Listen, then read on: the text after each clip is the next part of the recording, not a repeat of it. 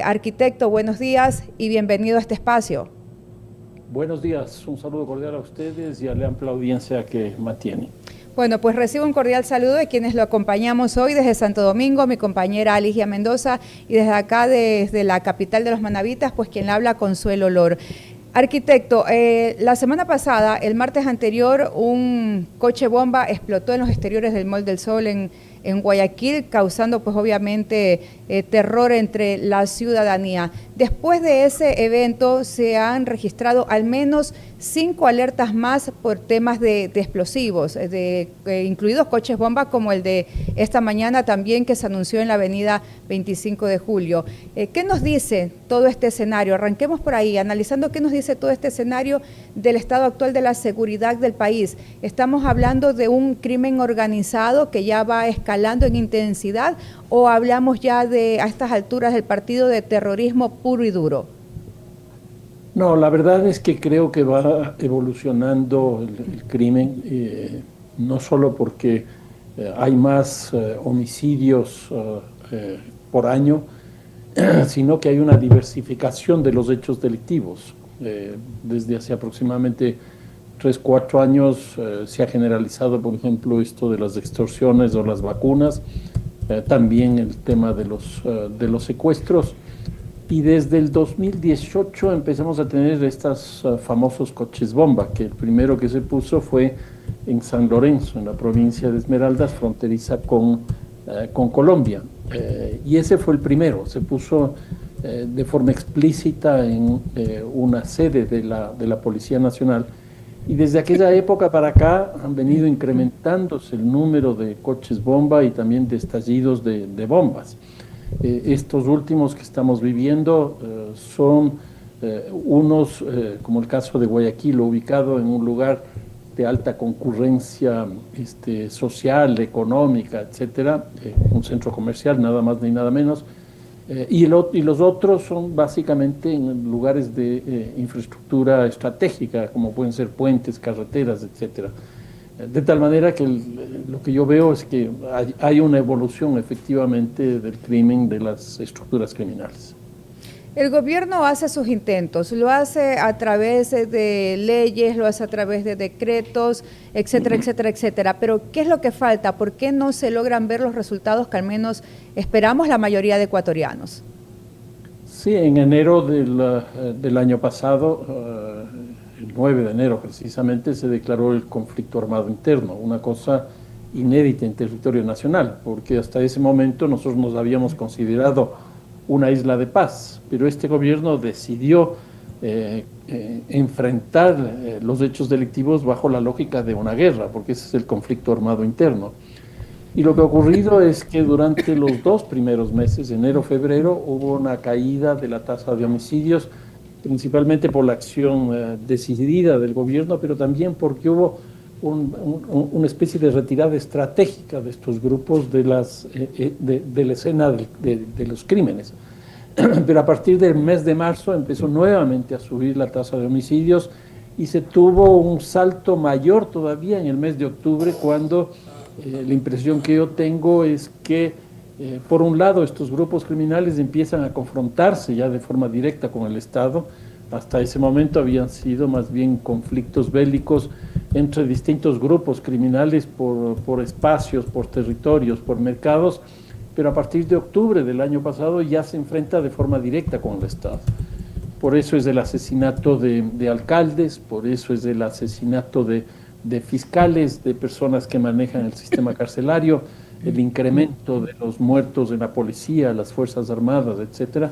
Y yo creo que todo eso ha venido creciendo al extremo de que este año 2025, si las tendencias se mantienen hasta dentro de 3 meses, un poco menos de 3 meses, hasta el mes de diciembre de este año, será el año más violento de la historia del Ecuador, que habrá superado los 51, 52 homicidios por 100.000 habitantes.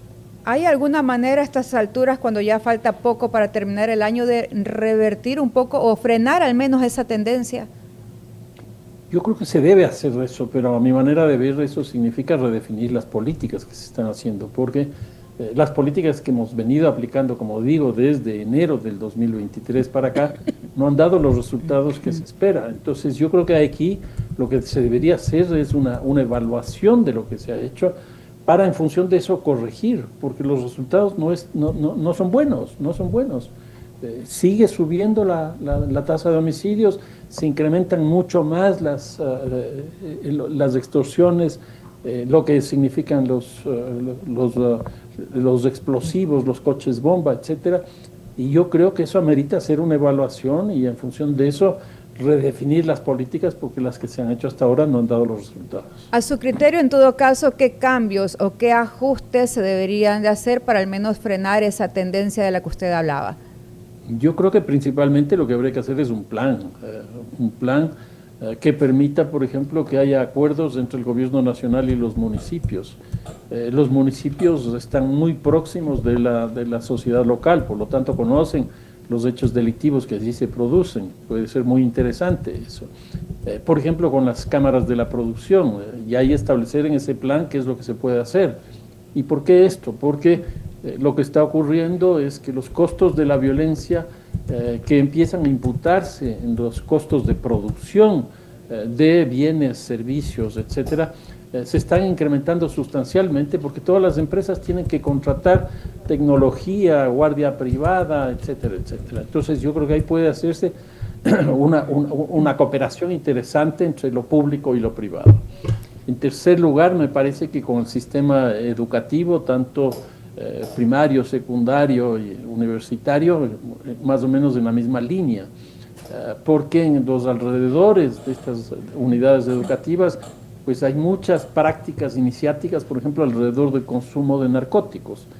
Pero no solo eso, sino que estas universidades pueden formar gente para desarrollar actividades contrarias a la violencia, pueden llevar a cabo investigaciones, pueden llevar a cabo proyectos específicos, por ejemplo, de salud, se me ocurre este rato. También un acuerdo, creo yo, muy importante con los transportistas, porque sabemos perfectamente bien que en muchos casos hay robos, asesinatos que se producen en los buses, en los sistemas de transporte. Entonces yo creo que una de las cosas que hace falta es esta definición de este plan que permita la integración de mucho más elementos sociales e institucionales para controlar el crimen.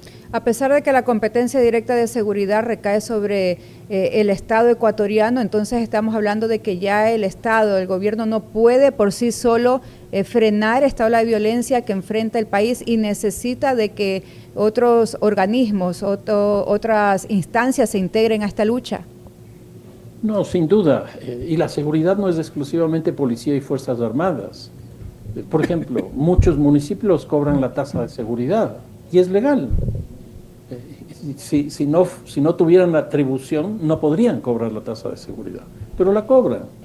Por ejemplo, el caso del municipio de Quito. El municipio de Quito más o menos recauda 9,5 millones de dólares. Si con esos recursos que son aportados por la ciudadanía, el municipio pone una cantidad parecida y el gobierno nacional pone otra cantidad similar, y hacen los comités de seguridad en el que están municipios y gobiernos nacionales asumiendo el tema de la seguridad, pues con esos 30 millones se pueden definir políticas conjuntas. Yo creo que hay que ir en esa línea y me parece que eso es absolutamente imprescindible. Tenemos una ley orgánica de inteligencia que ya está vigente desde el mes de junio. Sin embargo, ¿qué es lo que falta o qué es lo que está fallando? ¿Por qué, a pesar de tener ya el sistema jurídico que se necesita o que el gobierno ha dicho que se necesita, no se pudo anticipar temas como los que estamos hablando, ¿no? Desde el inicio, el tema del coche bomba en Guayaquil, en los puentes, en las otras alertas que se han realizado después de eso, aproximadamente 5 más hemos tenido en los últimos días? No, esa ley a mí me parece que es fundamental. ¿Por qué? Porque lo que nosotros tenemos es inteligencia en las cárceles y dependiendo de qué cárcel sea, es un tipo de inteligencia que es autónomo del resto. Nosotros tenemos esta inteligencia en la policía, tenemos una inteligencia estratégica, tenemos una inteligencia de las Fuerzas Armadas, etcétera. Y lo lógico sería que eso opere como un sistema. En otras palabras, que todos estén relacionados y puedan en esa perspectiva pues seguir funcionando, pero tal como está, la impresión que yo tengo es que eso no ocurre. Pues igual como fue como la subida del IVA, pasamos del 12 al 15, supuestamente para financiar la seguridad, pero todavía se sigue reclamando recursos para la seguridad, cuando ya se subió y fueron recursos bastante altos. Entonces a mí me parece que se han aprobado varias iniciativas jurídicas, varias decisiones por el gobierno y los resultados no están a la vista. ¿Qué falta entonces, arquitecto? Si tenemos, como usted lo decía, tenemos ya el marco jurídico, tenemos más fondos para asignar al tema de seguridad, precisamente por el tema del aumento de 3 puntos porcentuales al IVA. ¿Qué falta? ¿Decisión política, capacitación, tecnología? ¿Qué es lo que le falta al país? Definir una estrategia, una política, un plan de seguridad. A mí me parece que eso no existe. Por ejemplo, en el caso de los conflictos que hemos vivido en estos 25, 26 días, de los paros por la elevación de el diésel, el precio del diésel, aquí lo que se ha fusionado son dos tipos de violencia, la violencia delincuencial con la violencia política, y se maneja como si lo uno fuera exactamente lo otro, todos son terroristas. Entonces no hay una claridad respecto de la especificidad de los delitos. Los delitos que tiene, por decir algo, Manta son distintos a los delitos que tiene, por decir algo, Loja. Y para eso lo que necesitamos es que se asuma la particularidad. ¿Por qué? Porque hay una geografía del delito. El delito no es exactamente igual en todo el territorio nacional. Hay una diferencia sustancial. Por eso es que las tasas de homicidios que nosotros tenemos en la costa son muy altas, porque la droga sale por ahí. Y entonces aquí lo que necesitamos es una política antinarcóticos. ¿Tenemos una política antinarcóticos? Una, por ejemplo, la importación. ¿De dónde viene la droga? Viene principalmente de Colombia. Colombia está produciendo más y está entrando mucho más droga acá. Si la droga entra acá, una parte se queda por el consumo nacional, pero la otra droga sale. ¿Por dónde sale? Sale principalmente por los puertos. Yo creo que es necesario tener una política, por ejemplo, respecto a la droga en relación al consumo. Estamos consumiendo mucha droga, estamos entre 60 y 70 toneladas al año de consumo dentro del país. Eso es una cosa muy grande. Por el territorio nacional está entrando y saliendo alrededor de 1.300, 1.400 toneladas. Y eso es más de la mitad de la producción que tiene Colombia. ¿Qué hacemos frente a eso? Yo no conozco la verdad. Arquitecto, bajo su experiencia en este tema tan sensible como la seguridad, en una escala del 1 al 10, ¿qué tan cerca estamos de un colapso similar a ocurridos en países como México, Colombia, por allá por los 90? No, estamos muy alto, pero las situaciones de Colombia y México son muy distintas a las nuestras. El caso de Colombia es un país de cultivo de hoja de coca, nosotros no cultivamos hoja de coca. El caso de México es un país fronterizo con los Estados Unidos, que es el mayor consumidor de cocaína. Nosotros no estamos en ese puesto. Lo que sí es que estamos en un lugar estratégico en términos de que nos ubicamos entre los dos países productores de cocaína más grandes del mundo, como son Colombia y Perú, y estamos también vinculados a los corredores de la droga hacia los lugares de consumo más altos del mundo. El uno es la cuenca del Pacífico hacia los Estados Unidos y la otra es la cuenca del río Amazonas que va hacia el Brasil, que se ha convertido en el segundo país de consumo de cocaína del mundo, y por Brasil va a África, Asia y Europa. Y entonces nosotros ahí tenemos una condición muy particular que hace que, por ejemplo, lo que hablábamos hace un momento, la zona de la costa sea altamente violenta, las zonas fronterizas con Colombia sean altamente violentas y recientemente las zonas amazónicas también sean violentas por el tránsito de la cocaína, la droga.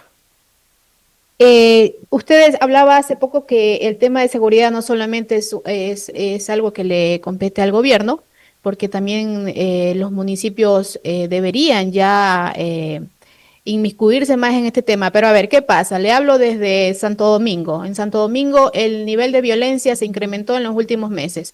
Pasamos de tener a 40 muertes a tener 120.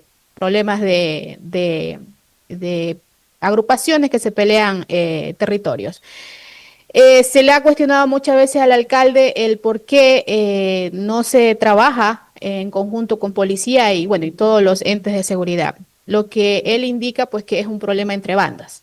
Y eso pues se ha dicho en otras causas, en otras ciudades. ¿Cómo ir más allá si quizás eso te limita a decir, es un problema entre bandas, aquí no nos metemos, claro, pero en ese problema entre bandas ha muerto mucha gente inocente? Sí, pero yo creo que la ventaja que tienen los gobiernos locales, es decir, los GATS, es que no tienen policía.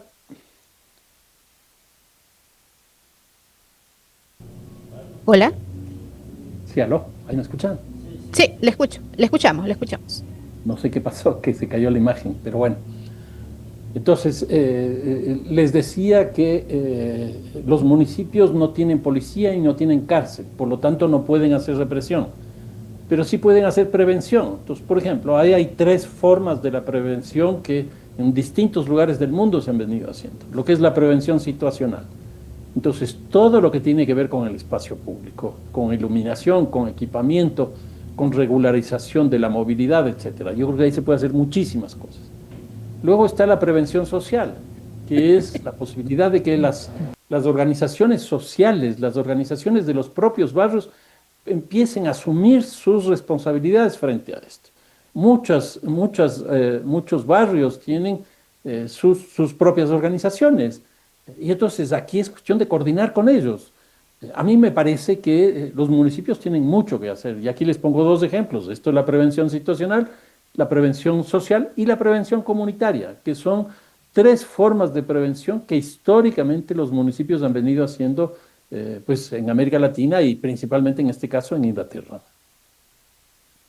Pareciera que ahorita no se combate con dos grupos delictivos que en su momento tuvieron mucho control, o todavía lo tienen, pero cada día vemos que hay fracciones, es decir, ya no solamente están con uno y con otro, sino que existen varias fracciones. ¿A qué se debe esto, arquitecto? ¿Por qué tantas bandas de la noche a la mañana? Bueno, varias razones. Una primera es por la diversificación del delito. Otra es porque el peso de las políticas que se ha venido haciendo el gobierno ha estado centrado en los liderazgos, en los cabecillas. Y lo que ocurre es que cuando se toma preso a un cabecilla, ahí viene un problema dentro de toda la estructura.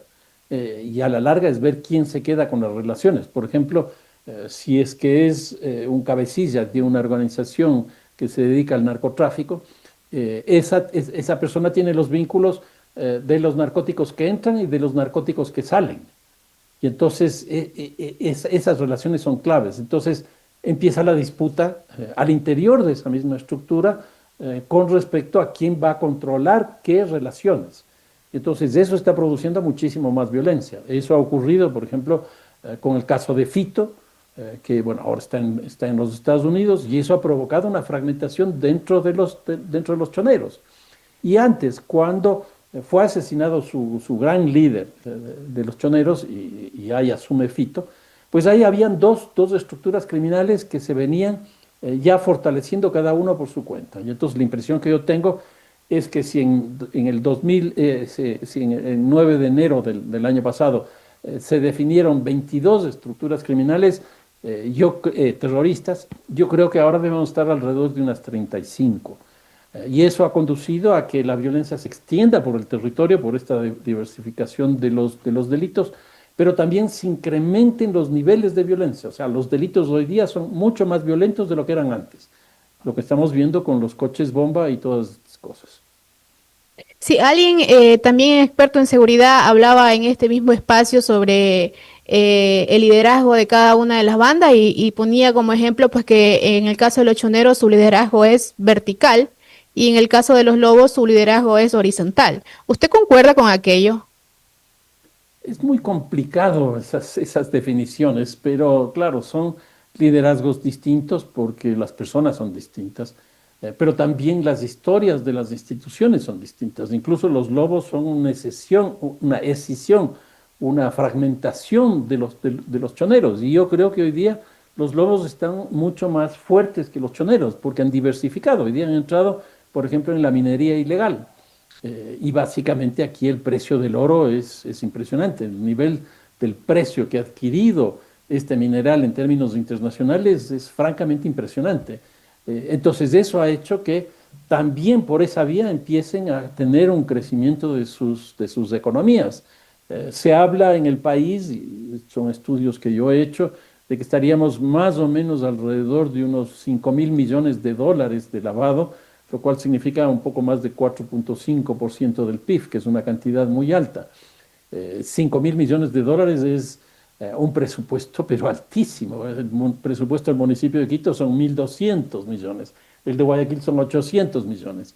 En otras palabras, si uno suma el presupuesto del municipio de Quito y de Guayaquil, las dos ciudades más grandes del país, no llega ni siquiera a la mitad del presupuesto de los recursos que manejan estas economías ilegales. Y de acuerdo a estudios que se han hecho en otros lugares, desgraciadamente no en el país, se estima que más o menos el 25%, es decir, el 25% de 5 millones, estarían destinados a la reproducción de los ilícitos.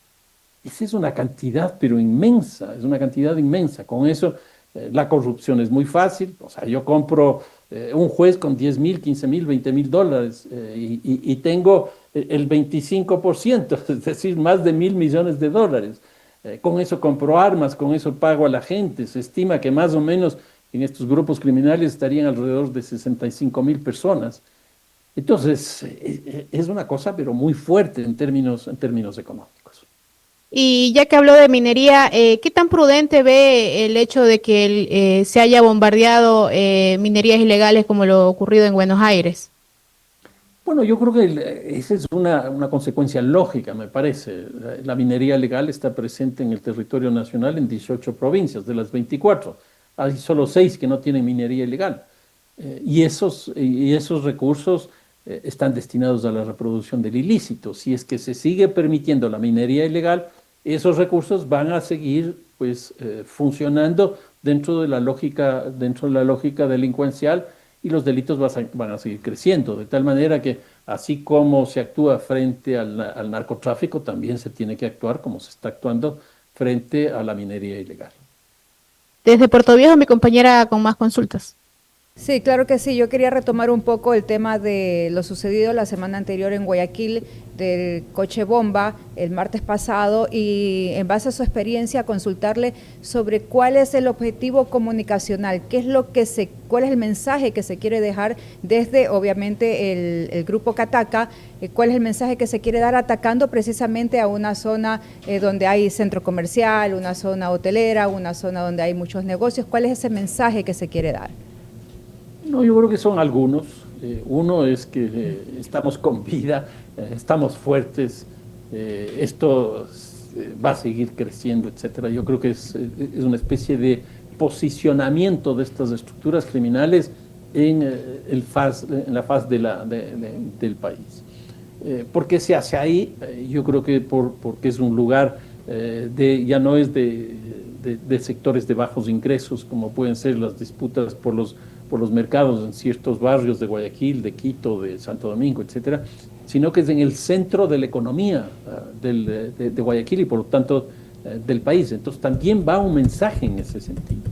Y por otro lado, por las oficinas que ahí existen, los hoteles, los edificios que existen, me parece que también es un mensaje al Estado en su conjunto y al presidente de la República también, porque ahí hay inversiones vinculadas a su familia, y entonces creo que por ahí también hay algunos mensajes. Entonces sí tiene su lógica que este tipo de sectores donde son de fácil acceso, o sea, fácil ingreso de personas, de numerosas personas y de difícil niveles de controlar, sean el blanco para este tipo de organizaciones que buscan delinquir y dejar su mensaje. O sea, hablamos de estadios, hablamos de centros comerciales, hablamos de estaciones de buses. No, sin duda, sin duda. Yo creo que hoy día estos mensajes van a seguir reproduciéndose en distintos lugares del país, distintas ciudades, pero mucho más en aquellos donde la disputa es más fuerte. Entonces yo diría principalmente en las zonas de la costa. Pero yo no excluyo el caso de Quito, que si bien no está en la costa, tiene niveles altos también de violencia, pero también lo que significa en términos de la representación política, de lo que es el Estado, que es lo que les decía hace un momento. Me da la impresión que estas estructuras criminales ya no solo están confrontando entre ellas, sino también se están confrontando con el Estado. Entonces, en esa medida también Quito y algunas ciudades capitales se convierten en lugares atractivos para este tipo de atentados. Usted hablaba también hace un momento del rol que debe cumplir el Estado, el rol que debe cumplir la academia, incluso el rol que deben cumplir los municipios y desde la sociedad. ¿Hay algo que se puede hacer aparte de sentir temor? No, yo creo que sí. Y aquí una de las cosas más importantes es que la población termina siendo la víctima colectiva de todo esto. Y eso ha hecho que reaccione bajo la lógica esta de el ojo por ojo, diente por diente. Y entonces lo que generalmente exige la población es una respuesta más violenta. Es decir, si a una persona le mataron, pues esa persona debería tener pena de muerte y así sucesivamente. Por eso es que la población pide mano dura. Y yo no sé hasta qué punto una salida de ese tipo pueda ser la mejor. Por eso creo yo que la participación de la población en los municipios es fundamental y también el papel de los medios de comunicación para explicar, para interpretar, para difundir información, etcétera, es fundamental. Lo mismo las universidades, lo mismo las cámaras, etcétera. A mí me parece que todo eso tiene que unirse para que podamos de alguna manera salir de esta situación. Y hablando de medidas para salir de esta situación, a su criterio, ¿qué experiencias sí y qué experiencias no podríamos tomar de otros países que también han enfrentado altos niveles de violencia, como por ejemplo, ya lo mencionaba usted antes, Colombia, México? No, yo creo que el gran problema que estamos viviendo en el Ecuador no es exclusivamente del Ecuador, es un problema de América Latina. Todos los países de América Latina consumen cocaína, todos. Porque consumen cocaína, todos lavan en América Latina. Y si tenemos que consumen y lavan, quiere decir que hay estructuras criminales en todos los países de América Latina y eso. Yo creo que aquí lo más interesante sería, más que cooperación, la integración. Yo creo que en general América Latina tiene que integrarse para enfrentar de manera conjunta todos estos hechos delictivos, que en unos casos son más altos que en otros, pero todos los países de América Latina estamos viviendo esta situación. En términos generales, y ya para ir cerrando este diálogo, arquitecto, conocemos el problema profundo de inseguridad que tiene el país, pero ¿es un problema que tiene salida? Tiene que tener, no podemos seguir viviendo así. O sea, una tasa de homicidios de 51, 52, como se supone que vamos a terminar ahora, eso significaría más o menos 10.000 personas que hayan muerto en este año. Y en América Latina eso significarían 145.000 personas. 145.000 personas por año. No podemos seguir perdiendo esa cantidad de personas por este tipo de hechos. ¿Cuál sería el primer paso en todo caso que tendría que dar el país para avanzar precisamente hacia esa salida? Yo creo que por un lado, esto que estoy planteando, el tema de la integración en América Latina, y eso me parece que es fundamental. Por otro lado, todo lo que significa la cooperación al interior del país, si la cooperación público-privada, la cooperación nacional-local, todo lo que hablamos hace un momento. En otras palabras, mientras más instituciones, más personas se incorporen a una cosa como esta, pues las salidas van a ser, creo yo, mucho más correctas. Y aquí las pérdidas no son solamente por el tema de la inseguridad, sino que también un país que se ve obligado a invertir más recursos para reforzar la seguridad, también se ve obligado en dejar sin atención a otros sectores que no son menos importantes, como la educación, como el acceso a la salud, etcétera. No, sin duda, los costos de la violencia son muy altos y básicamente, en términos internacionales, los costos de la violencia se miden también en presupuestos. Y son tres tipos de presupuestos. Los presupuestos del Estado, donde están el gobierno nacional, los gobiernos provinciales, los gobiernos locales, porque están destinando recursos que podrían ser destinados para otros fines mucho mejores que la seguridad. Entonces, uno es el presupuesto público. En segundo lugar, los presupuestos de las empresas, lo que hablábamos hace un momento. Más o menos en América Latina se estima que alrededor de 15 al 18% de lo que cuesta un bien hoy día es parte de la seguridad, de los costos de seguridad. Y en tercer lugar, los costos de las familias. Es decir, yo también necesito algo de seguridad y entonces, qué sé yo, no salgo de noche, eso tiene un costo. o tengo que poner guardianía privada, o tengo que poner videovigilancia, etcétera, etcétera. Todos esos son costos muy altos que están destinados a algo que no es en términos productivos muy rico.